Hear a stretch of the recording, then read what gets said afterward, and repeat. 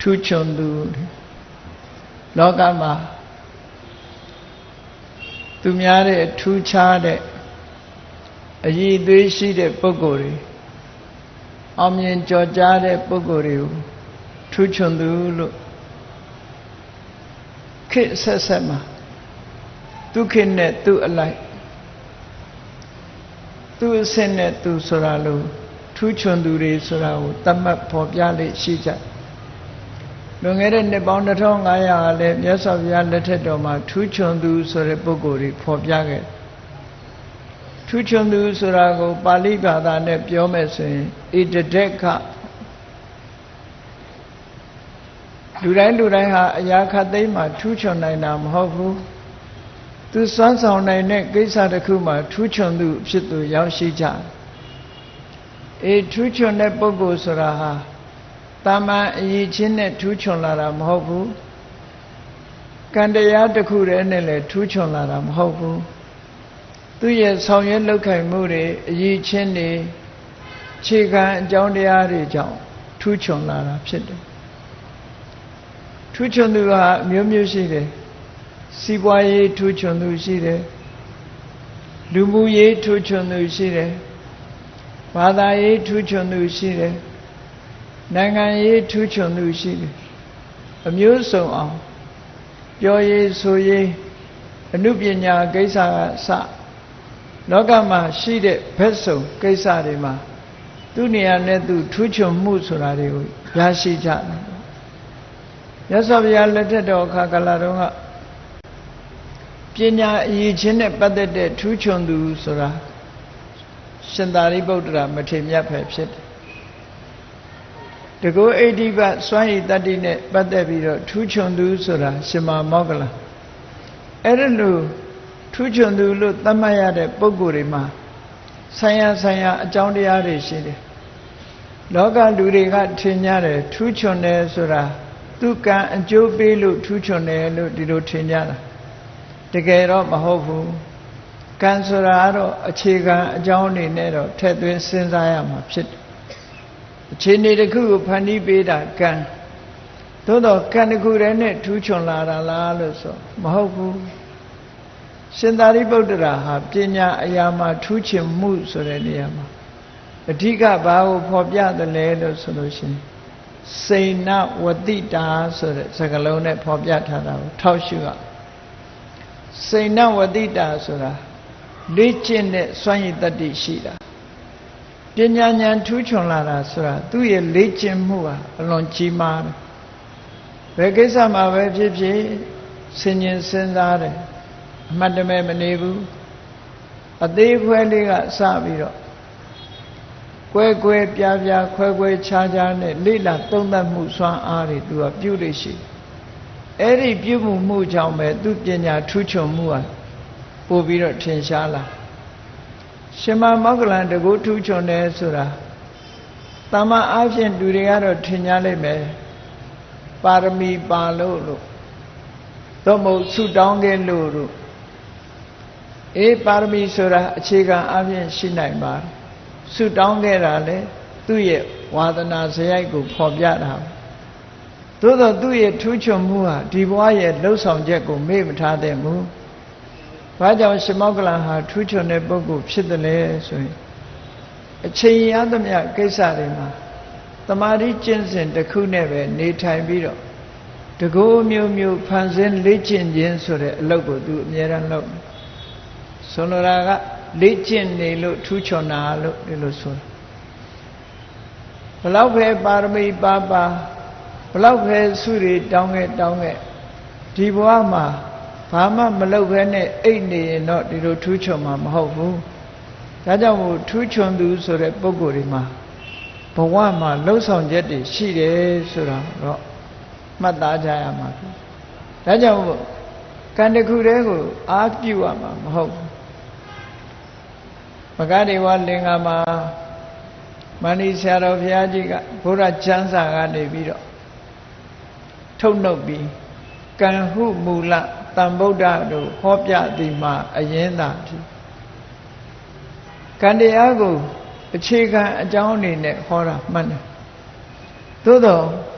ကံတရားတစ်ခုတည်းနဲ့ဘာတစ်ခုမှဖြစ်လာမှာမဟုတ်ဘူးလုံလဝိရိယတို့ဉာဏ်ပညာတို့ဆိုတာအမြဲတမ်းအရေးပါတယ်လောကမှာထူးချွန်သူဖြစ်တဲ့ပုဂ္ဂိုလ်တွေဟာလုံလဝိရိယနဲ့အသိဉာဏ်စွမ်းအားတွေကြောင့်မို့ထူးချွန်တယ်ပစ္စုပန်အကြောင်းတရားတွေဟာအဓိကပုံပြီးတော့ကြဥပမာတစ်ခုပြောမယ်ဆိုလို့ရှိရင်မျိုးစိလေးတစ်စိဟာဘလောက်ပဲအောင်မြင်ရင့်ကျက်မှုရှိတော့လဲမြေကောင်းရေကောင်းနဲ့တွေ့မှမြေကောင်းရေကောင်းနဲ့တွေ့ပြီးခြားဆိုင်ထားတဲ့အခါမှာလဲပိုးမွားတွေခင်းပြီးတော့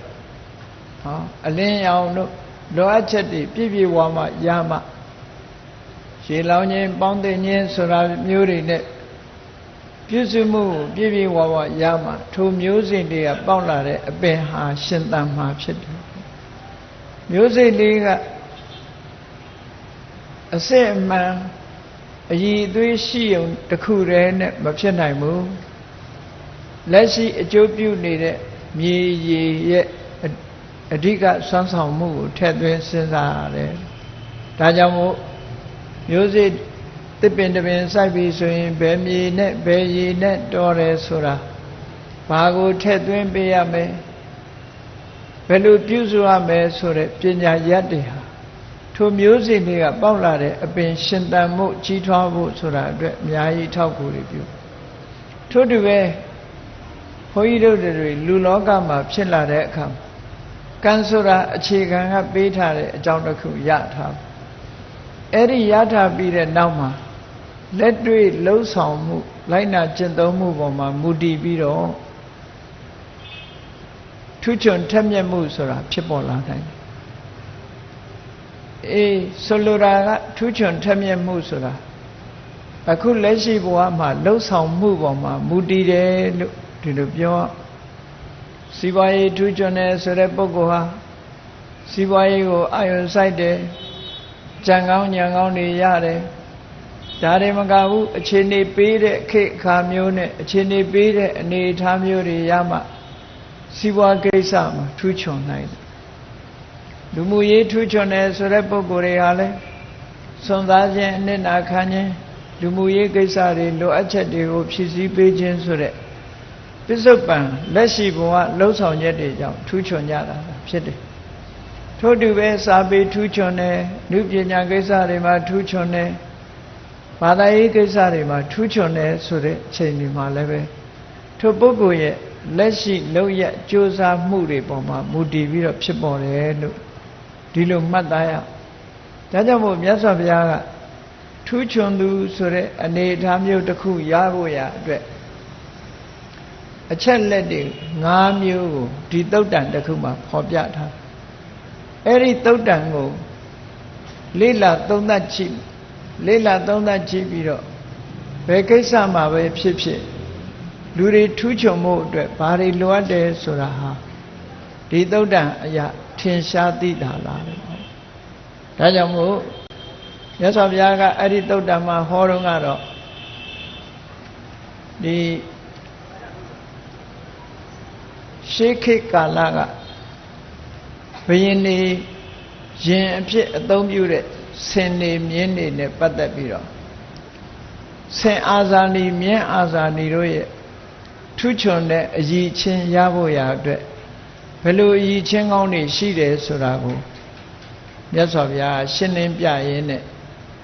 လူလောကလူထဲမှာလည်းပဲဘာသာရေးကိစ္စသူတော်စင်သူတော်မြတ်ဖြစ်တဲ့နေရာမှာလည်းပဲထူးချွန်မှုဆိုတာဘယ်လိုအရည်ချင်းတွေရှိရမယ်ဆိုတာကိုဖော်ပြထားတာဖြစ်တယ်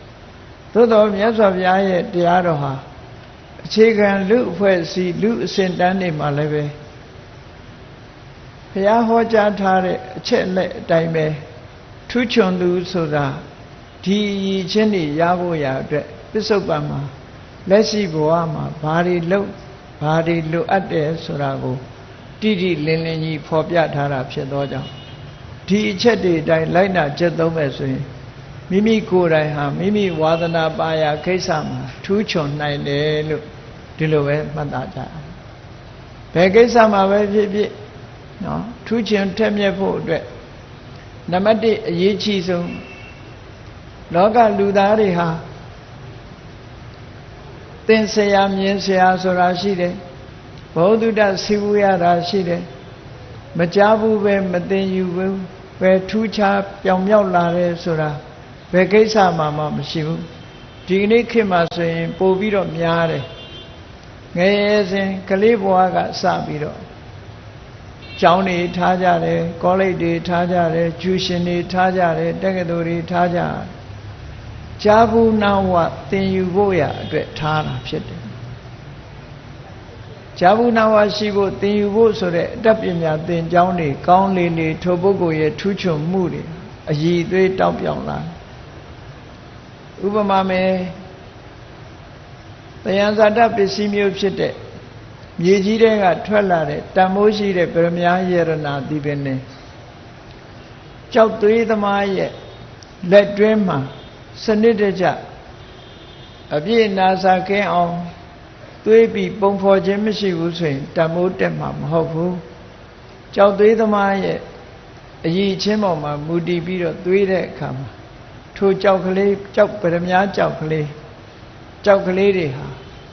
တွင်းတွက်ပစ္စည်းတာမန်အနေထားကနေပြီးတော့တန်ဖိုးမဖြတ်နိုင်လောက်အောင်ထူးခြားလာတဲ့ပစ္စည်းတစ်ခုဖြစ်လာနိုင်တယ်။အဲ့ဒီတိုင်းပဲလူဟာလည်းပဲမွေးလာကြတဲ့ကသဘာဝအတိုင်းဘာမှမလုပ်ရဘဲနဲ့ထူးချွန်တာမဟုတ်ဘူး။ထူးချွန်အောင်လေ့လာသင်ကြားမှုတွေဆိုတာအရေးကြီးတယ်ပေါ့။ဒါကြောင့်မို့ထူးချွန်သူဖြစ်ဖို့ရာအတွက်မြတ်စွာဘုရားကနံပါတ်1အရေးကြီးဆုံးကိုဘာလို့ပြောတော့ဆိုရင်သောတာနားထောင်တတ်သူသင်ယူတတ်သူဖြစ်ရမယ်လောကမှာသင်ယူခြင်းကစကြရ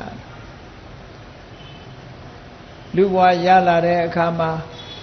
အနိဗ္ဗာန်မှာရှိတဲ့အနိကဆုံးဖြစ်တဲ့အမေအဖေရဲ့သင်ယူမှုစယူကြအမေအဖေရဲ့စကားပြောဆိုမှုတွေစနစ်တကျအလေးနဲ့ထားပြီးနားထောင်မှတ်သားတတ်တဲ့ပုဂ္ဂိုလ်ဖြစ်ရမယ်။ဒါမှလူဘဝမှာထူးခြားထက်မြက်တဲ့ပုဂ္ဂိုလ်မျိုးဖြစ်လာ။ဒီကနေ့ခေတ်တော့ကလေးငယ်လေးတွေဟာအင်မတန်မှငယ်ရွယ်တဲ့အချိန်လေးမှာအံ့ဩဖွယ်ကောင်းတော့အောင်လူကြီးလို့စကားပြောပြီးတော့အစစအရာရာသိနေတယ်လို့စကားပြောတတ်တဲ့အချိန်ကစပြီးအကုန်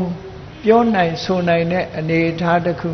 ရောက်ရှိပြီးတော့နေတာကိုတွေးကြရမှာဖြစ်တယ်။ဒါဟာဘာကြောင့်ဒီလိုဖြစ်ရတော့ရှေးတုန်းကတော့ဒီကလေးငယ်လေးတွေရဲ့စကားပြောဘက်ဆိုတာအနည်းဆုံးကအမေအဖေညီကိုမောင်နှမဒါမျှတာရှိတယ်။အမိဖညီကိုမောင်နှမကိုယ့်ရဲ့ဆွေမျိုးသားချင်းတွေတဲကစကားပြောတာလောက်ပဲဒီကလေးငယ်လေးတွေဟာနားကကြားပြီးတော့မှတ်သားနာယူကြရတာဖြစ်တယ်ဒီကနေ့ခေတ်တော့ကလေးပေါက်စလေးကစတယ်လီဗီရှင်းရှေ့ချထားတဲ့အခါကျတော့အဲ့ဒီတယ်လီဗီရှင်းတွေကပြောတဲ့အသံတွေပြောဆိုနေတာတွေလှုပ်ရှားတဲ့အမူအရာတွေအားလုံးဟာကလေးပေါက်စကားမပြောခင်ကတည်းကနားရည်ဝပြီးတော့မြန်မြန်ဆန်ဆန်စကားပြောတတ်တယ်လို့ယူဆစရာရှိတယ်။ဘာဖြစ်လို့လဲဆိုရင်လူဘဝရလာတဲ့ပုဂ္ဂိုလ်ဟာသင်ယူခြင်းဆိုတာနားထောင်ခြင်းကစတာသာလျှင်ဖြစ်တယ်ပေါ့။အေးကြားသမျှတွေကိုမှတ်သားထားသည့်အတွက်ကြောင့်ထိုကလေးစကားပြောပြီဆိုရင်လူကြီးတယောက်ပြောတဲ့စကားမျိုးတွေပြောဆိုတတ်လာတယ်ပေါ့။ဒီကနေ့ခေတ်မှာဒါဟာတယ်လီဗီရှင်းတွေကြောင့်ဖြစ်တယ်လို့ဆိုနိုင်တယ်ပေါ့အကယ်၍ဒီကလေးဟာတယ်လီဗီရှင်းမရှိတဲ့နေရာမှာမွေးဖွားမယ်ဆိုလို့ရှိရင်တော့တာမန်မိဘဆွေမျိုးသားချင်းတွေညီကိုမောင်နှမတွေပြောတဲ့စကားမျိုးသာလဲသူပြောတတ်မှာဖြစ်တယ်ဒီလိုဆိုတာအေးဒါကြောင့်လောကမှာထူးချွန်ထက်မြက်ဖို့ဆိုတဲ့အချိန်မှာသောတာနားထောင်မှုဟာအရေးပါတယ်ဘဝမှာနားထောင်မှုအရေးပါဘယ်ပညာရမျိုးပဲဖြစ်ဖြစ်ရှေးဥစွာသင်ကြားပို့ချချက်တွေကိုနားထောင်ကြရတာဖြစ်တယ်လူမှုရေးပဲဖြစ်ဖြစ်စီးပွားရေးပဲဖြစ်ဖြစ် မြည်သည့်အရေးအရာပဲဖြစ်ဖြစ်သင်ကြားသမျှပို့ချပြီးနားထောင်ကြရမှလူတွေရဲ့တဏ္ဍာမှာဘောဓုတ္တဆိုတာရပြီးထိုကြားနာမှုပေါ်မှာအခြေခံပြီးတော့မိမိတို့ရဲ့အစွမ်းတတ္တိတွေကိုအသုံးချတဲ့အခါမှာပို့ပြီးတော့အောင်မြင်ထူးချွန်တဲ့ပုဂ္ဂိုလ်ဖြစ်လာဒါကြောင့်မို့လို့မြတ်စွာဘုရားကအစအဆုံးသောတာနားထောင်တတ်သူဖြစ်ရမယ်ဒါကြောင့်မို့ဒီယင်တော့ကမိတ္တပလတီကာလို့ဆိုပြီးတော့မြန်မာနိုင်ငံမှာဝန်ကြီးချုပ်ဥနုဘာသာပြန်ပြီးတော့ထုတ်ဝေတဲ့ဒေကံတဲ့ချီရဲ့ကျမ်းစာအုပ်တော်အဲ့ဒီမှာစကားပြောကောင်းတဲ့အရည်ချင်းရှိတဲ့ပုဂ္ဂိုလ်ဟာသူများပြောတာကိုအလေးနဲ့ထားပြီးတော့နားဆိုင်ပြီးတလေးတစားနားထောင်တတ်သူဖြစ်တယ်ဆိုတဲ့အရည်ချင်းတစ်ခုဖော်ပြထားတာရှိနားထောင်တတ်သူဟာစကားပြောကောင်းသူဖြစ်လာထူးချွန်သူဖြစ်လာအဲ့တော့အရေးကြီးဆုံးကဘုန်းကြီးတို့တွေဘောဓုတ္တရဖို့လူမှုရေးလူကိစ္စလူဘဝမှာထူးချွန်ထက်မြက်သူဖြစ်ဖို့ရအတွက်ကအရေးကြီးတာဘာလို့ဆိုနားထောင်ခြင်းဟာအရေးကြီးတဲ့အချက်တစ်ခုပဲအဲ့ဒီလိုနားထောင်တတ်ရမယ်လို့မြတ်စွာဘုရားကလည်းဘာသာရေးကိစ္စနဲ့ပတ်သက်တဲ့အခါမှာလည်းမြတ်စွာဘုရားရဲ့အဆုံးအမတွေကိုဟောပြောသင်ကြားတဲ့အခါမှာစနစ်တကျအားစိုက်ပြီးတော့နားထောင်တဲ့ပုဂ္ဂိုလ်မျိုးဖြစ်ရဆိုလို့အဲ့ဒီနားထောင်မှုဟာအမြဲတမ်းအရေးကြီးတယ်နားထောင်မှုမပါဘဲနဲ့အသိဉာဏ်ရတယ်ဆိုတာတာမန်ပုဂ္ဂိုလ်တွေမှာမရှိနိုင်ဘူးတဲ့ဒါကြောင့်မို့နားထောင်မှုဟာအရေးကြီးတယ်လို့ဒီလိုဆိုတယ်ပေါ့နော်နောက်အရေးချင်းတစ်ခုကထူးချွန်ထက်မြက်ဖို့နောက်အရေးချင်းတစ်ခုကဘာလိုအပ်တယ်လဲလို့ဆိုလို့ရှိရင်ဟန္တာတဲ့ဟန္တာဆိုတာအဓိပ္ပာယ်ကတော့ဖယ်ရှားတတ်သူဒီလိုအဓိပ္ပာယ်ရအေးရယူလို့ရှိရင်မရတဲ့အရာဖယ်ရှားရမယ့်အရာမျိုးဆိုတာလေလောကမှာရှိဟန္တာဆိုတာဒီမလိုအပ်တာတွေကိုဖယ်ရှားပြစ်နိုင်တဲ့ပုဂ္ဂိုလ်ဖြစ်ရမယ်တဲ့ဆိုကြီးပွားတိုးတက်ခြင်းတဲ့ပုဂ္ဂိုလ်တွေဟာဘာကိုဖယ်ရှားပြစ်ရမလဲလို့ဆိုလို့ရှိရင်စိတ်ကူးရင်ပြီးတော့လောဘနဲ့ကြံတွေးတာတွေဒေါသနဲ့ကြံတွေးတာတွေတစ်ဖက်သားကိုညှင်းဆဲဖို့ကြံတွေးတဲ့အတွေးအကြံမျိုးတွေကိုလက်ခံပြီးတော့မထားရဘူးတဲ့အဲ့ဒါတွေကိုဖယ်ရှားပြရမယ်ဒါတွေဟာကြီးပွားတိုးတက်ခြင်းရဲ့အနှောက်အယှက်ဖြစ်တယ်ကာမဂုဏ်အာယုန်ကိစ္စတွေမှာတွေးပြီးတော့နစ်မောနေလို့ရှိရင်လူဘဝမှာရတဲ့ရတဲ့ပညာအရည်ချင်းမျိုးတွေကိုရမှာမဟုတ်ဘူးထူးချွန်တဲ့ကိစ္စတွေကိုလည်းဆောင်ရွက်နိုင်မှာမဟုတ်ဘူးဒါကြောင့်မို့လောဘနဲ့တွေးကြံပြီးတော့နေတဲ့ကာမဝိတက်ဆိုတဲ့အတွေးအကြံတွေကိုဖယ်ရှားပြရမယ်လက်ခံပြီးတော့ဆက်လက်ပြီးစဉ်းစားပြီးတော့မနေရဘူးမိမိခေါင်းထဲရောက်လာတာနဲ့အဲ့ဒီလိုစိတ်ကူးကြံစည်မှုမျိုးတွေကိုဖယ်ရှားပြပါဒေါသဆိုတဲ့မုန်းတိစိတ်နဲ့ကြံတွေးတာတွေကိုလည်းကိုယ်ခေါင်းထဲမှာမထည့်ပါနဲ့လောကမှာလူဆိုတာအစဉ်ပြေလို့ရှိရင်အစဉ်ပြေတဲ့အနေနဲ့တွေးတောတတ်တယ်အစဉ်မပြေဘူးဆိုလို့ရှိရင်လည်းမုန်းတိစိတ်နဲ့တွေးတောတတ်တယ်အဲ့ဒီလိုအမုန်းစိတ်နဲ့လည်းမတွေးနဲ့နော်တွေ့တာတဲ့စိတ်တွေနဲ့လည်းမတွေးနဲ့တွေ့တာတဲ့စိတ်တွေနဲ့တွေးတော့ဘာဖြစ်တုံးရှင်တဲ့နှလုံးထဲမှာပူဆာတဲ့တောကကိုမွေးဖွားနေတာဖြစ်တယ်တောကကိုကြီးထွားလာစေတတ်တယ်ဒါကြောင့်မို့တွေ့တာတဲ့လောဘစိတ်နဲ့လည်းမတွေးနဲ့မုန်းနေတဲ့ဒေါသစိတ်နဲ့တွေးလို့ရှိရင်ရင်ထဲမှာအညှိုးတေးတွေများလာတတ်တယ်စိတ်ဆင်းရဲမှုကိုဖြစ်ပေါ်စေတတ်တယ်ဒါကြောင့်မို့မုန်းတိစိတ်နဲ့တွေးတောမှုကိုလည်းပဲကိုယ်ရင်ထဲနှလုံးထဲမှာမထားနဲ့ဒါတွေဟာကြီးပွားတိုးတက်ခြင်းရဲ့အဟန္တာအနှောင့်အယှက်ဖြစ်တယ်လုပ်ငန်းအောင်မြင်မှုအတွက်လည်းအထောက်အကူမဖြစ်ဘူးတဲ့ကိုလုပ်တဲ့လုပ်ငန်းအတွက်မှာဒါတွေတွေးနေကြအဖြစ်အထောက်အကူမဖြစ်နောက်တစ်ခုကဝိဟိန္တာဝိတက်စာပေစကားနဲ့ပြောရင်ဝိဟိန္တာဝိတက်အေးတစ်ဖက်သားအပေါ်မှာ ညှင်းဆဲလိုမှုတပ်ဖြတ်လိုမှုအနိုင်ယုံလူမှုဆိုတဲ့စိတ်ဓာတ်တွေနဲ့လဲတစ်ဖက်သားကိုညှင်းဆဲလိုတဲ့စိတ်တွေနဲ့လဲမတွေးနဲ့ဒီတွေးတော်မှုကကိုယ့်အတွက်အမုန်းပွားပြီးတော့ရင်တဲ့နှလုံးထဲရင်သားနှလုံးသားထဲမှာရင်တဲ့နှလုံးထဲမှာအပူမှုတွေကိုသာပွားစေတတ်တယ်ဒါကြောင့်မို့ကာမဝိတ္တဆိုတဲ့လိုချင်စရာအာယုန်တွေကိုတွေးပြီးတော့အဲ့ဒီထဲမှာစိတ်ကိုနစ်မျောပြီးတော့မနေစေနဲ့ဖြာပါဒဝိတ္တလို့ခေါ်တဲ့အမုန်းတွေမုန်းတဲ့စိတ်တွေဒေါသတွေနဲ့တွေးပြီးတော့အချိန်မပြုံးနဲ့ဝိဟိန္ဒဝိတ္တလို့ဆိုတဲ့တစ်ဖက်သားကိုညှင်းဆဲလိုတဲ့စိတ်တွေနဲ့တွေးတောကြံစီပြီးတော့မနေနဲ့အဲ့ဒီအတွေးတွေခေါင်းထဲရောက်လာလို့ရှိရင်ချက်ချင်းဖြောင်းနိုင်တာကိုဟန္တာဖယ်ရှားပစ်ခြင်းလို့ဒီလိုဆိုလို့ကိုယ်တဏ္ဍမှာယောဂဆွဲတယ်လို့ဒီအတွေးတွေဟာကောင်းကျိုးချမ်းသာကိုထုတ်လုပ်ပေးနိုင်စွာမရှိဘူးတဲ့ဆုံးရှုံးမှုကိုဖြစ်ပေါ်စေတယ်ဒါကြောင့်မို့ဒီအတွေးမျိုးတွေကိုကိုယ်တဏ္ဍမှာမတွေးနဲ့လို့ဒါတရားဓမ္မရေးရတာဒီဟာအရေးပါတာမဟုတ်ဘူးလောကကြီးပွားရေးအတွက်လုပ်တဲ့ပုဂ္ဂိုလ်ဟာလေအဲ့ဒီအတွေးမျိုးတွေတွေးနေခြင်းအပြင်အောင်မြင်ကြီးပွားမှုတစ်ခုမဖြစ်နိုင်ဘူးစီးပွားရေးအောင်မြင်မှုလူမှုရေးအောင်မြင်မှုမိမိလှုပ်ဆောင်နေတဲ့ကိစ္စတွေအောင်မြင်မှုဆိုတာကောင်းတဲ့ကိစ္စတွေမှန်သမျှသူတို့ဟာဒီအတွေးတွေကအဟံတာဖြစ်တယ်ဒါကြောင့်မို့လို့ဒီအတွေးတွေပေါ်လာလို့ရှိရင်ဖြေဖြောက်ပြရမယ်ဖယ်ရှားပြရမယ်လို့ဒီလိုဆိုလို့စာပေကျမ်းကမှာဒီအတွေးတွေတွေးနေတဲ့ပုဂ္ဂိုလ်ကိုလူပြင်းလို့တောင်သတ်မှတ်တယ်ဒါကြောင့်မို့ဒါတွေနဲ့တွေးပြီးတော့အချိန်ဖြုံးတာမျိုးမလုပ်ဘူးလို့ဆိုလိုတာပေါ့နော်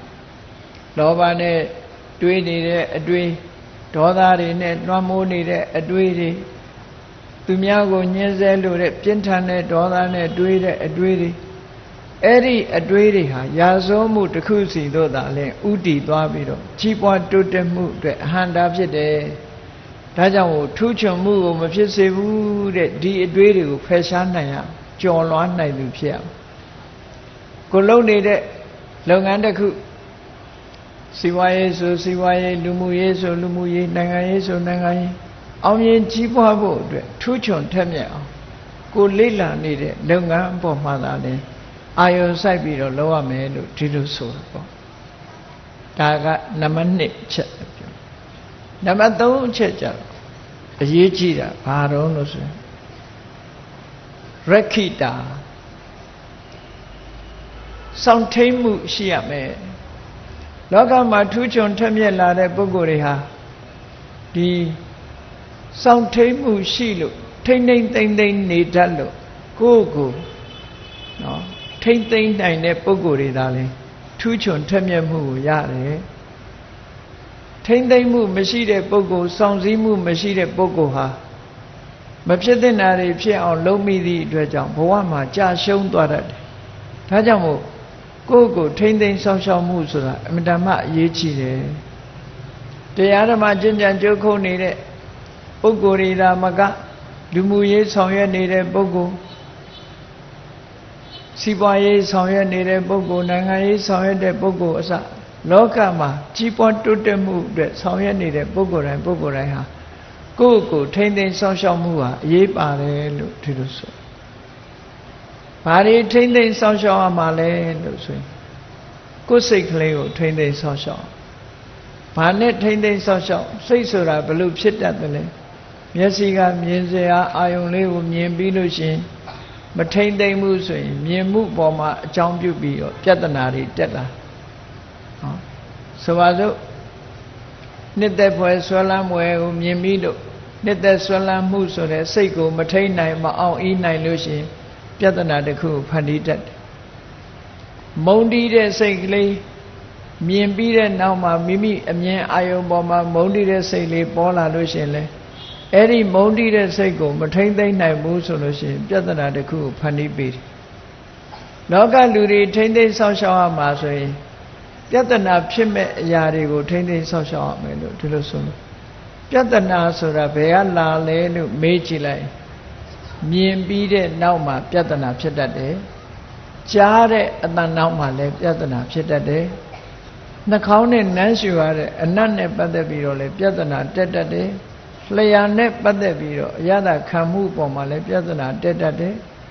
ခန္ဓာကိုယ်နဲ့ထိတွေ့ပြီးတော့ရရှိတဲ့အထိတွေ့နဲ့ပတ်သက်ပြီးတော့လည်းပြဿနာတက်တယ်စိတ်ထဲကစိတ်ကူးကြံစီပြီးတော့လည်းပြဿနာတက်တတ်တယ်ဟောပြဿနာတက်နိုင်တဲ့အရာဟာ6မျိုးရှိဒါကိုပဲဣန္ဒြေ6ပါးလို့ဒီလိုဆိုလိုတယ်ဣန္ဒြေ6ပါးကိုထိမ့်သိမ်းစောင့်ရှောက်မှုဆိုတာရှိကိုရှိရလူပဲဖြစ်ဖြစ်ရှင်ရဟန်းတွေပဲဖြစ်ဖြစ်ညီတိကိစ္စလုပ်တဲ့ပုဂ္ဂိုလ်တိုင်းဟာအိန္ဒြေကိုထိမ့်သိမ်းစောင့်ရှောက်နိုင်မှုရှိရဘာသာရေးကိစ္စတစ်ခုတည်းတင်ဆိုလိုတာမဟုတ်ဘူးဒီနေရာမှာစဉ်းစားကြည့်မျက်စိကအမြင်အာယုံကိုမထိမ့်သိမ်းနိုင်ရင်ဒုက္ခရောက်သွားတယ်နားထဲကကြားရတဲ့အတန်အာယုံနဲ့ပတ်သက်ပြီးကိုယ်စိတ်ကိုမထိမ့်နိုင်ရင်ဒုက္ခရောက်950ဇတ်ထဲမှာတက်ကသီလဇာတကဆိုတာရှိတယ်ဘုရားအလောင်းတော်ကိုဘုရားအလောင်းတော်ဟာဒီပါရမီဖြည့်နေတဲ့အချိန်မှာသူတော်ကောင်းတွေကိုကြည်ညိုတတ်တဲ့အလေးအကျင့်ဝါဒနာနဲ့ဒါနကောင်းမှုပြုတတ်တဲ့အလေးအကျင့်ဝါဒနာအရာ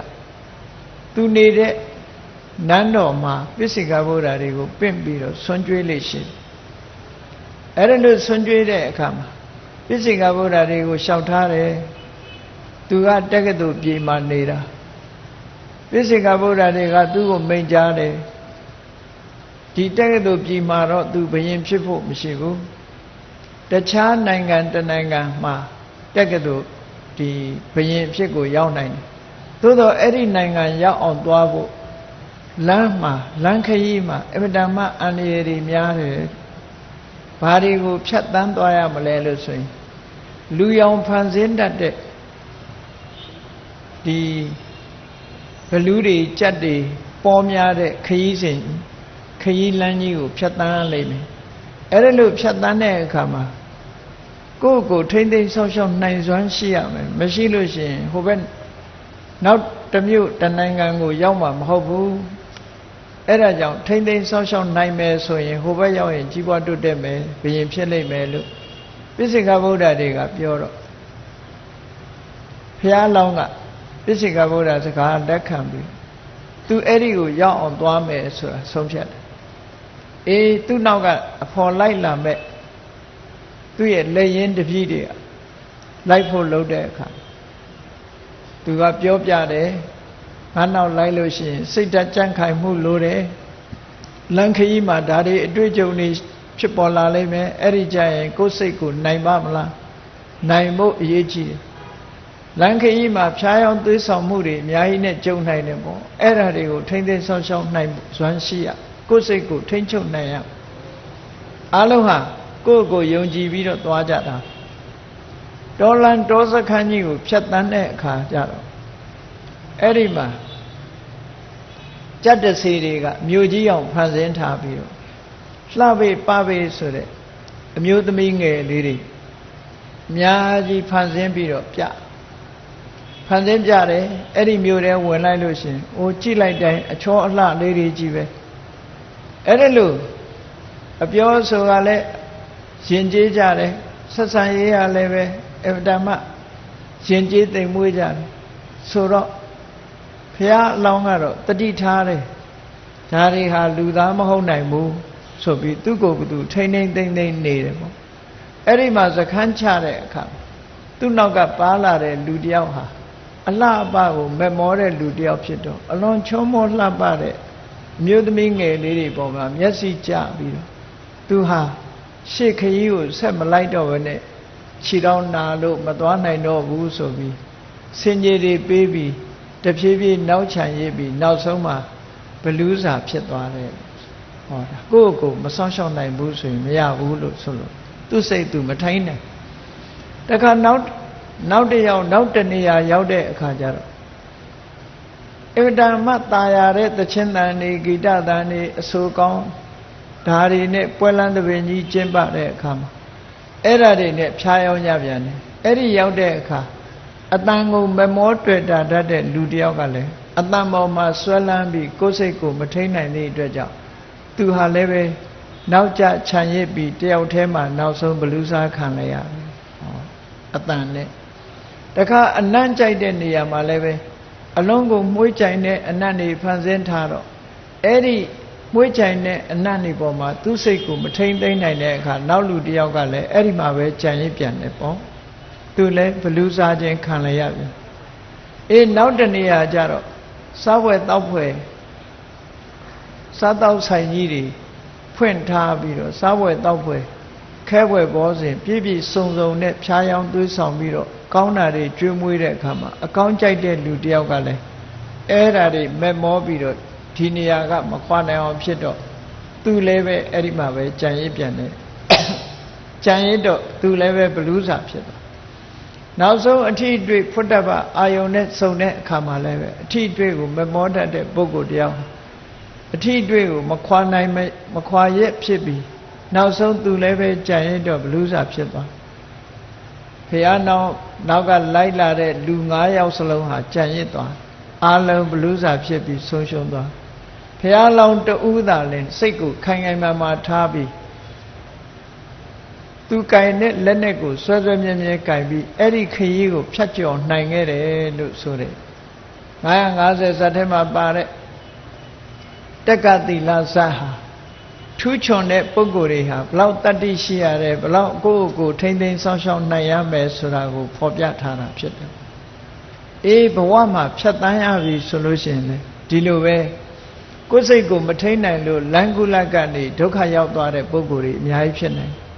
ဘယ်ကိစ္စပဲဆောင်ရွက်ကိုယ်အကြိုက်နဲ့တွေးတဲ့အခါလူတွေဟာအကြိုက်နဲ့တွေးရင်ပျော့ပြီးပါသွားတတ်တယ်ပေါ့ဒါတွေကိုထိမ့်သိမ်းဆောင်းရှောက်နိုင်စွမ်းရှိရမယ်ကိုယ်စိတ်ဟာမုန်းစရာနဲ့တွေ့ရင်လည်းပဲထိမ့်သိမ်းဆောက်ရှောက်နိုင်စွမ်းရှိရမယ်ခင်မင်စရာမျက်နှိုးစရာနဲ့တွေ့ရင်လည်းပဲထိမ့်သိမ်းဆောက်ရှောက်နိုင်စွမ်းရှိရမယ်အဲ့ဒါလို့ကိုယ်စိတ်ကိုမနိုင်ဘူးဆိုလို့ရှိရင်တော့ထူးချွန်ထက်မြက်တဲ့ပုဂ္ဂိုလ်မျိုးမဖြစ်နိုင်ဘူးလို့ထူးချွန်သူဟာကိုယ်ထိမ့်သိမ်းဆောက်ရှောက်နိုင်သူဖြစ်ရမယ်လို့မြတ်စွာဘုရားဒီလိုဟောတာ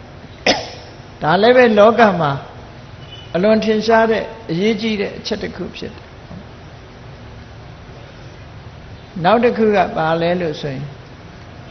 ဒီအရေးချင်းတွေပြည့်ပြီးတဲ့နောက်မှာနောက်တစ်ခုရှိရမယ့်အရေးချင်းကခန္ဓာဆိုတဲ့အရေးချင်းခန္ဓာဆိုတာဟာသိခံနိုင်စွမ်းရှိရမယ်ဘယ်ကိစ္စပဲလှုပ်အခက်ခဲဆိုတာကြုံတတ်တယ်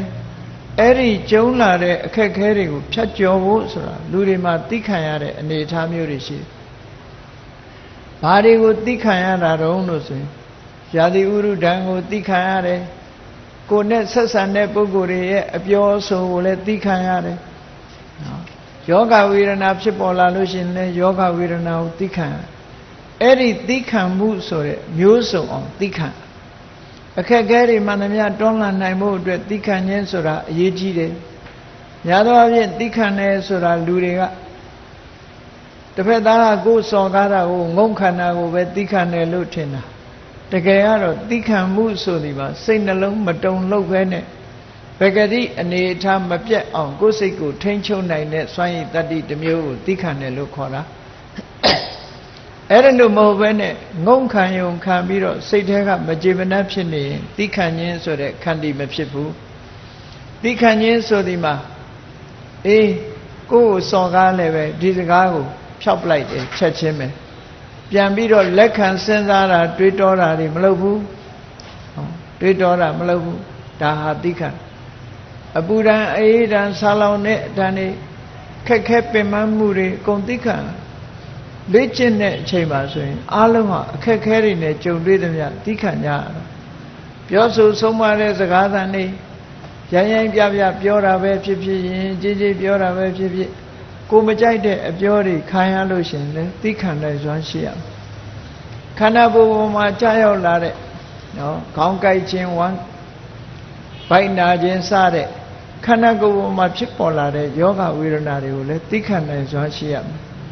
အဲ့ဒီခန္ဓာကြီးမရှိဘူးဆိုတဲ့ပုဂ္ဂိုလ်တွေဟာထူးချွန်တဲ့ပုဂ္ဂိုလ်မဖြစ်နိုင်ဘူးတဲ့ဘယ်ကိစ္စမှာဖြစ်ခန္ဓာကြီးရှိရမြတ်စွာဘုရားတရားတော်တွေအဆုံးအမတွေဟာလက်တွေ့ဘဝမှာ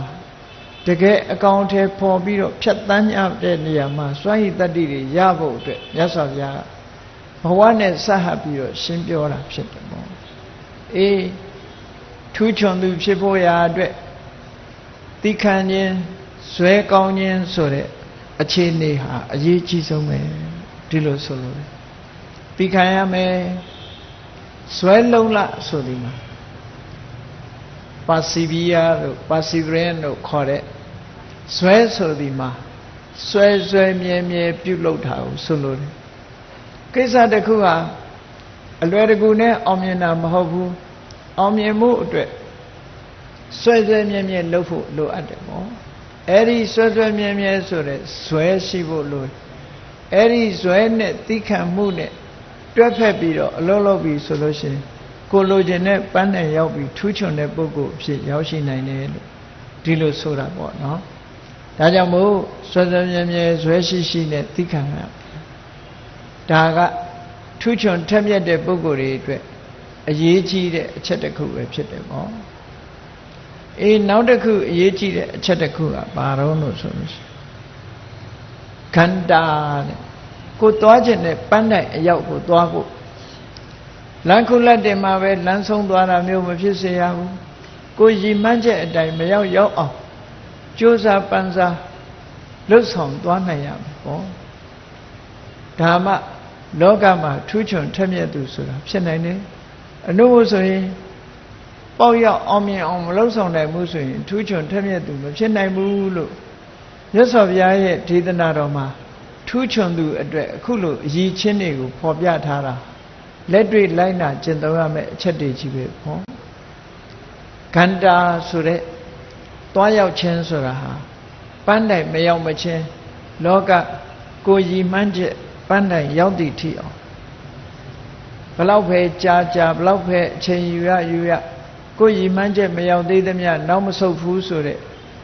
ဇွဲလုံးလတန်တန်နဲ့မရောက်အောင်ဆောင်ရွက်ခြင်းဟာဒါခန္ဓာလို့ဒီလိုဆိုလို့အဲ့တော့ဒီအရေးချင်းတွေဟာအင်တမအရေးကြီးတဲ့အရေးချင်းတွေဖြစ်တယ်မြတ်စွာဘုရားလက်ထက်တုန်းကထူးချွန်တဲ့ပုဂ္ဂိုလ်တွေကိုကြည့်ထိုထူးချွန်တဲ့ပုဂ္ဂိုလ်တွေဟာအခုပြောခဲ့တဲ့အရေးချင်းတွေရှိတယ်သင်ကြားလေးလာတဲ့အခါမှာလဲသောတာလို့ဆိုတဲ့အတိုင်းစနစ်တကျနားထောင်တတ်တဲ့ပုဂ္ဂိုလ်တွေဖြစ်တယ်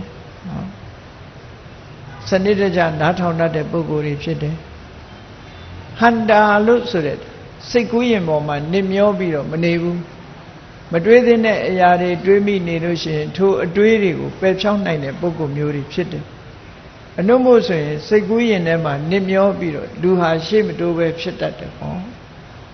နောက်တစ်ခုကခန္ဓာသိခံနိုင်စွမ်းရှိရမယ်အခက်ခဲမှန်သမျှကြော်လွှားဖို့အတွက်သိခံမှုဆိုတာအသိအရေးကြီးသိခံတယ်ဆိုတာစိတ်ဓာတ်နောက်ဆုတ်မသွားပဲနဲ့ကိုလုံးရမယ့်အလုပ်အောင်မြင်အောင်ဒီဆင်းရဲဒုက္ခတွေကိုကြံ့ညံ့ခံပြီးတော့ပမာမထားပဲနဲ့ဆင်းရဲဒုက္ခတွေကိုရင်ဆိုင်ဝတ်နဲ့စွန့်ရည်တတ္တိမျိုးကိုဆိုလို့တယ်ပေါ့အဲ့ဒါလို့သိခံပြီးတော့သွားနိုင်ရမယ်ခန္ဓာကိုပန်းတိုင်မရောက်မချင်းကြိုးစားအထောက်ရမယ်လို့မြတ်စွာဘုရားကဒီသုတ်တံမှာဒီအချက်တွေကိုထုတ်ဖော်ဟောကြားထားတာအမှန်တမ်းထင်ရှားတယ်လောကမှာစီးပွားရေးအောင်မြင်ဖို့ဆိုလဲဒီအချက်တွေလိုအပ်တယ်နိုင်ငံရေးအောင်မြင်ဖို့ဆိုတာလဲဒီအချက်တွေအောင်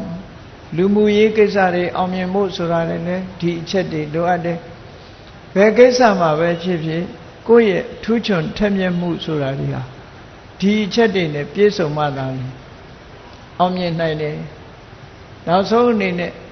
ဘာသာရေးလှုပ်ချင်တယ်ကိုယ်တိုင်ကိုယ့်ရဲ့ကိုချင်းတရားတွေမြင့်တင်ခြင်းတယ်တဏှာဝကြီးကလွတ်ချင်တယ်ဆိုလို့ရှိရင်လေဟောဒီအချက်တွေနဲ့ပဲသွားမှာလောကမှာထူးချွန်သူဖြစ်တယ်လို့ဘာသာရေးကိစ္စသို့မဟုတ်တရားဓမ္မကျင့်ကြံရေးကိစ္စမှာထူးချွန်သူဖြစ်ချင်တယ်ဆိုရင်မြတ်စွာဘုရားရဲ့အဆုံးအမတွေကိုတလေးတစားနာယူမှတ်သားဖို့နံပါတ်1အရေးကြီးတယ်တလေးတစားနာယူမှတ်သားရမယ်နာယူမှတ်သားပြီးတော့ဆောင်းထားရမယ်ဆောင်းထားပြီးတဲ့အခါမှာအဓိပ္ပာယ်ကိုဆင်ញင်သုံးသပ်ရမယ်အဓိပ္ပာယ်ဆင်ញင်သိ သုံးသပ်ပြီးတဲ့အခါမှာလက်တွေ့ကျင့်သုံးခြင်းဆိုတာလုပ်ရမယ်လို့ဒါကတရားဓမ္မနဲ့ပတ်သက်လာလို့ရှိရင်ဒီအဆင့်နဲ့ဒီလိုသွားတယ်အဲ့ဒါလို့တရားဓမ္မကျင့်ကြံကြိုးကိုအားထုတ်နေတဲ့အချိန်မှာဒီစိတ်ဓာတ်ကိုပျော့ပြောင်းစိတ်ဓာတ်ကိုညံ့သွားအောင်ဆုတ်နစ်သွားအောင်စိတ်ဓာတ်တွေနှိမ့်ချသွားအောင်လုပ်တတ်တဲ့အတွေးတွေကိုဖယ်ရှားပြစ်ဖို့လိုတယ်ကာမဝိတ္တဆိုတဲ့ကာမဂုဏ်အာယုန်တွေခံစားခြင်းနဲ့အတွေးတွေဗျာပါဒဝိတ္တဆိုတာမုန်းတိစိတ်နဲ့တွေးတဲ့အတွေးတွေဝိဟိန္ဒဝိတ္တကတစ်ဖက်သားကိုညှင်းဆဲလို့တဲ့အတွေးတွေအဲ့ဒီအတွေးတွေကိုဖယ်ရှားပြစ်ဖို့အရေးကြီးပါတယ်ဘာသာရေးကိစ္စကျင့်ကြံပြီဆိုရင်လည်းပဲဒီအတွေးတွေဟာအနှောင့်အယှက်တစ်ခုဖြစ်လာဒါကြောင့်မို့ဒါတွေကိုဖယ်ရှားနိုင်ရမယ်ဖယ်ရှားနိုင်ရမယ်ဟောနောက်တစ်ခုကတော့ဘာသာရေးကိစ္စဆောင်ရွက်နေပြီဆိုတဲ့အခါမှာမျက်စိကစက္ခုံတွေကိုထိမ့်သိမ့်တယ်လို့ဆိုတာဘာကိုထိမ့်သိမ့်ရမှာလဲမျက်စိနဲ့တောင်ကြည့်မြောက်ကြည့်မကြည့်ရဘူးလို့ဒီလိုဆိုလိုတာမဟုတ်ဘူးမျက်စိဆိုတာကြည့်ဖို့ထားတာကြည့်ခြင်းကြည့်မယ်ပေါ့သို့တော့စက္ခုံတွေကိုထိမ့်သိမ့်ဆောက်ရှောက်တယ်ဆိုတာမျက်စိကမြင်လာတဲ့အာယုံပေါ်မှာလောဘဖြစ်လာမယ်ဒေါသဖြစ်လာမယ်အဲ့ဒီလိုလောဘဒေါသတွေမဖြစ်အောင်ထိမ့်သိမ့်ဆောက်ရှောက်ခြင်းကိုစက္ခုံတွေကိုထိမ့်သိမ့်ဆောက်ရှောက်တယ်လို့ဒီလိုဆိုလိုတာမကြည့်ပဲနေတာမမြင်ပဲနေတာကိုဆိုလိုတာမဟုတ်ဘူးနားကိုထိမ့်သိမ့်ဆောက်ရှောက်ရမယ်ဆိုတာဟာသောတိန်တွေကိုထိမ့်သိမ့်ဆောက်ရှောက်ရမယ်ဆိုတာဟာနားမထောင်ပဲနေတာကိုဆိုလိုတာမဟုတ်ဘူးနားရှိရင်တော့ကြားလာမှာပဲကြားနေတဲ့အတန်ကိုတော့နားထောင်မိမှာပဲသို့တော့နားထောင်လာတဲ့အတန်ပေါ်မှာလောဘဖြစ်အောင်လောဘမဖြစ်အောင်ဒေါသမဖြစ်အောင်ထိမ့်သိမ့်ဆောက်ရှောက်တာကိုဆိုလိုတယ်နှာခေါင်းဆိုတာအနံ့ရလာမှာပဲရလာတဲ့အနံ့ပေါ်မှာလောဘမဖြစ်ဖို့ဒေါသမဖြစ်ဖို့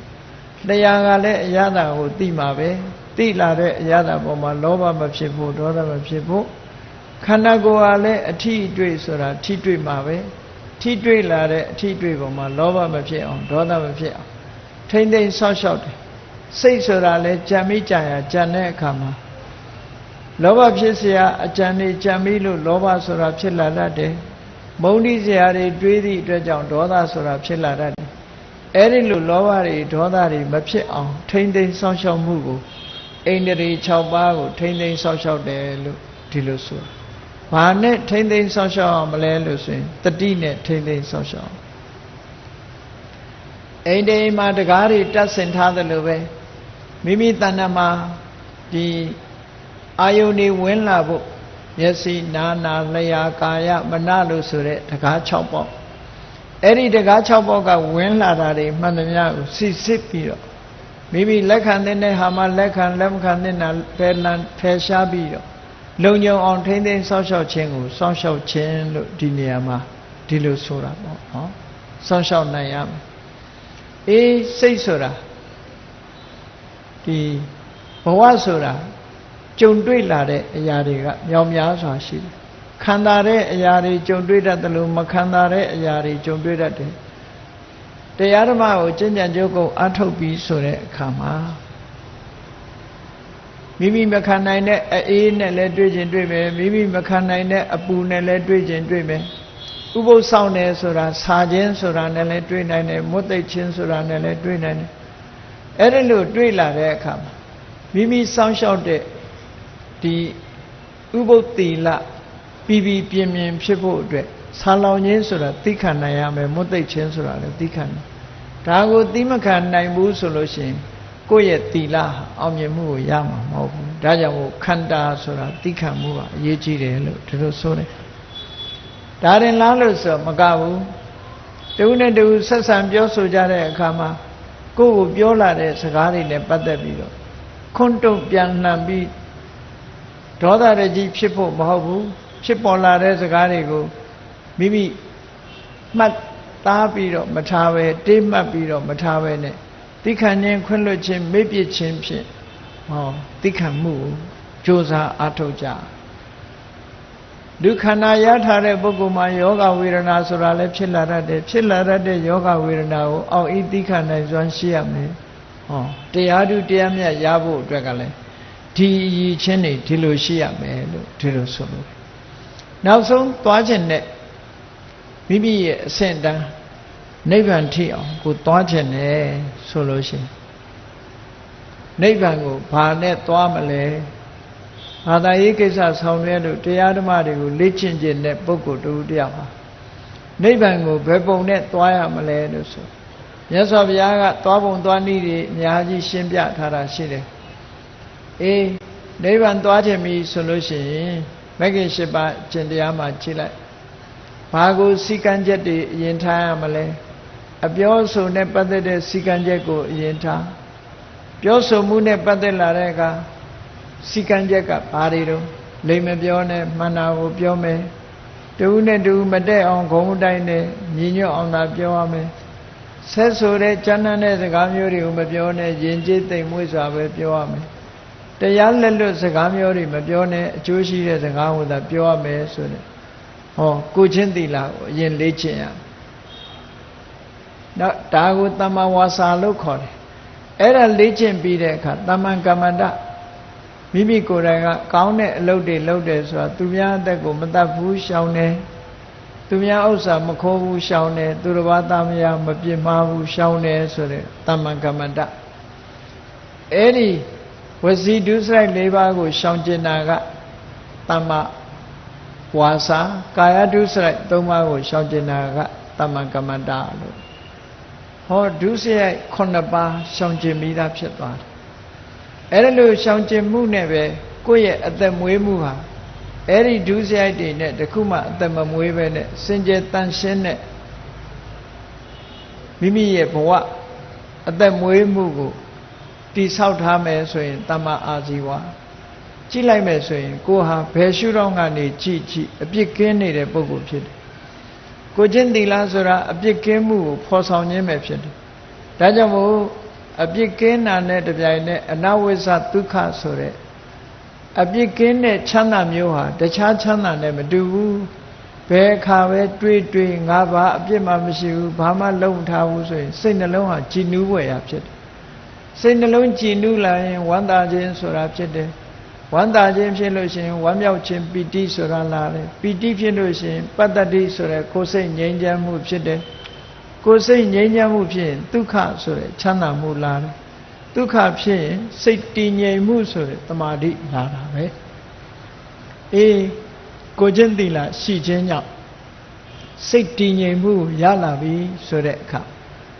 တမ္မာဝါယာမလို့ခေါ်တဲ့ကိုယ်တဏ္ဍမှာမကောင်းတဲ့အကုသိုလ်တွေမဖြစ်ရအောင်ထိန်းချုပ်ဖို့ကြိုးစားရမယ်ဖြစ်လာလို့ရှိရင်လည်းဖယ်ရှားဖို့ကြိုးစားရမယ်မဖြစ်သေးတဲ့ကုသိုလ်တရားတွေဖြစ်လာအောင်ကြိုးစားရမယ်ဖြစ်ပြီးသားကုသိုလ်တရားတွေတိုးပွားလာအောင်ကြိုးစားရမယ်လို့အဲ့ဒါလို့ကြိုးစားခြင်း၄ရက်နဲ့တမ္မာဝါယာမရှိလာပြီဆိုတဲ့အခါမိမိရဲ့စိတ်ကလေးကိုအာယုန်တစ်ခုနဲ့ထိန်းချုပ်ထားဖို့တတိလေးနဲ့ထိန်းချုပ်ထားဖို့ဆိုပါစို့မိမိရဲ့စိတ်ကလေးကိုထွက်လေဝင်လေလေးပေါ်မှာပဲထိန်းထားတယ်ထွက်လေဝင်လေလေးကနေတခြားရောက်မသွားအောင်တတိလေးနဲ့ထိန်းထားတယ်ဆိုရင်ကာယ ानु ပတနာတတိပဋ္ဌာန်ခေါ်တယ်ကိုယ်စိတ်ရဲ့ခံစားမှုလေးပေါ်မှာတတိလေးထားမယ်ဆိုရင်ဝေဒနာ ानु ပတနာလို့ခေါ်တယ်ကိုယ်စိတ်ကလေးဖြစ်ပေါ်နေတဲ့အပေါ်မှာစိတ်ကလေးကိုထိန်းထားမယ်ဆိုလို့ရှိရင်စိတ်တ ानु ပတနာလို့ခေါ်တယ်တခြားမိမိခန္ဓာနဲ့ပတ်သက်ပြီးဖြစ်ပေါ်နေတဲ့သဘာဝတရားတွေနဲ့ပတ်သက်ပြီးစိတ်ကလေးကိုတည်ငြိမ်အောင်ထားခြင်းဓမ္မာနုပဒနာလို့ဒီလိုတတိလေးထားနိုင်ကြအာယုံ၄ရပ်ပေါ်မှာတတိထားပြီးတော့တမာရိယအောင်ကျင့်ကြံကြိုးကိုအားထုတ်မယ်ဆိုလို့ရှိရင်တမ္မာဒိဋ္ဌိတမ္မာသင်္ကပ္ပဆိုတဲ့မှန်ကန်စွာအတွေးတွေတွေးပြီးမှန်ကန်တဲ့အမြင်တစ်ခုကိုရရှိလာနိုင်တယ်မဂ္ဂင်၈ပါးအကျင့်တရားဆိုတာတမ္မာအဖြစ်ကြည့်မယ်ဆိုရင်တို့တွေလောက်ရတာပြင်းစရာကြီးလို့ဒီလိုအောင်းမေ့ကောင်းအောင်းမေ့လိမ့်မယ်ကိုယ်စိတ်ကလေးကိုတည်ငြိမ်အောင်အာယုန်တစ်ခုတည်းပေါ်မှာထားပြီးတော့အမှန်သိအောင်ကြိုးစားနေခြင်းဟာ mental exercise စိတ်ကိုလေ့ကျင့်ပေးခြင်းမျှတာဖြစ်တယ်ပေါ့ physical exercise တွေလုပ်ပြီးတော့ကိုယ်ကာယတန်ဆွမ်းမှုကြိုးစားကြသလို mental exercise တွေလုပ်ပြီးတော့ကိုယ်စိတ်ဓာတ်တည်ငြိမ်အောင်ကြိုးစားအားထုတ်ခြင်းဟာ ကိုယ့်အတွက်မြည်မြအကျိုးရှိမလဲဆိုတာစဉ်းစားပြီးတော့ကြည့်တစ်ချိန်လုံးပြေးလွှားနေတဲ့ကိုယ်စိတ်ကလေးကိုထွက်လေဝင်လေလေးပေါ်မှာတည်ငြိမ်အောင်ထားထို့သောတည်ငြိမ်အောင်ထားလိုက်တဲ့အချိန်မှာစိတ်ကလေးဟာပြေးလွှားနေတဲ့အခါမှာထိန်းချုပ်ဖို့ကြိုးစားနေတာဟာဒီစိတ်ကလေးတည်ငြိမ်အောင်ထားနေတာစိတ်လေးနဲ့အာယုန်နဲ့ထိတွေ့နေတာကိုတမ္မာတတိလို့ခေါ်တယ်အဲ့ဒီတတိလေးနဲ့အာယုန်နဲ့စဉ်ဆက်မပြတ်ဖြစ်ပြီးတော့ရောက်ရှိနေတာတခြားရောက်မသွားအောင်ထိန်းချုပ်ဖို့ကြိုးစားတာတမ္မာဝါယာမလို့ခေါ်တယ်ထိန်းချုပ်လို့ရပြီအာယုန်နဲ့စိတ်လေးဟာငြိမ်သွားပြီဆိုရင်တမ္မာသမာဓိလို့ခေါ်တယ်ငြိမ်သွားလို့အာယုန်ရဲ့တဘာဝကိုစဉ်းစားလို့ရလာရင်တမ္မာသင်္ကပ္ပလို့ခေါ်တယ်အမှန်သိလာပြီဆိုရင်တမ္မာဒိဋ္ဌိလို့ခေါ်အဲ့ဒီအဆင့်ရောက်သွားပြီဆိုတဲ့အခါမှာလူတွေရဲ့စိတ်ကလေးထိန်းချုပ်မှုအပေါ်မှာထူးခြားတဲ့ဂုဏ်တုဝိသေသအကျိုးကျေးဇူးတွေကိုရရှိလာမှာဖြစ်တယ်ပေါ့အဲ့ဒါလို့ရရှိလာပြီဆိုရင်စိတ်ဓာတ်ဟာတာမန်အနေအထားမျိုးမရှိဘူးပျော့ညံ့တဲ့စိတ်ဓာတ်တွေရောကျသွားတယ်ခိုင်ခန့်တဲ့စိတ်ဓာတ်တွေဖြစ်လာတယ်လောကရန်တွေနဲ့တွေ့လာတဲ့အခါမှာကြန့်ခိုင်လာတယ်အရာရာကိုမှန်မှန်ကန်ကန်စဉ်းစားတတ်လာတယ်ဆိုတဲ့စိတ်ရဲ့အင်အားတွေကိုရရှိလာမှာဖြစ်တယ်နောက်ဆုံးမှာနိဗ္ဗာန်ကိုစွမ်းဆောင်နိုင်တဲ့စိတ်ဓာတ်မျိုးမရသေးတောင်ဘဝမှာထူးချွန်မှုဆိုတာမျိုးကိုဖြစ်ပေါ်ဖို့အတွက်အခုလိုလေ့ကျင့်သင်ကြားခြင်းဖြင့်ရှေ့ကိုဆက်ကိုပြီးတော့သွားကြရမှာအဲ့ဒါကိုမြတ်စွာဘုရားကရည်ရွယ်ပြီးတော့နောက်ဆုံးမှာနိဗ္ဗာန်တိုင်အောင်သွားနိုင်တဲ့အနေအထားမျိုးထိအောင်ကျင့်ကြံကြိုးကုပ်အားထုတ်ကြရမှာဖြစ်တယ်လို့ဒီသုတ်တံမှာဒီလိုဟောခဲ့တယ်ဒါကြောင့်မို့ထူးချွန်သူဖြစ်ဖို့ရာအတွက်အခုပြောတဲ့အရည်ချင်းတွေနဲ့ကျင့်ကြံကြိုးကုပ်အားထုတ်သွားမယ်ဆိုရင်ဘယ်ကိစ္စမှာပဲဖြစ်ဖြစ်ဒုတွေထူးချွန်တဲ့ပုဂ္ဂိုလ်တွေဖြစ်ကြမှာဖြစ်တယ်ထူးချွန်အောင်ဟာလေ့ကျင့်မှုပေါ်မှာမူတည်တယ်ဒီပြောခဲ့တဲ့အရည်ချင်းတွေနဲ့ပြည့်စုံမှဒုတွေဟာထူးချွန်သူဖြစ်မှာဖြစ်တယ်လို့ကိုယ်စီသဘောကျပြီးကျင့်ကြံကြိုးကုပ်အားထုတ်တော်မူနိုင်ကြပါစေကုန်သတည်း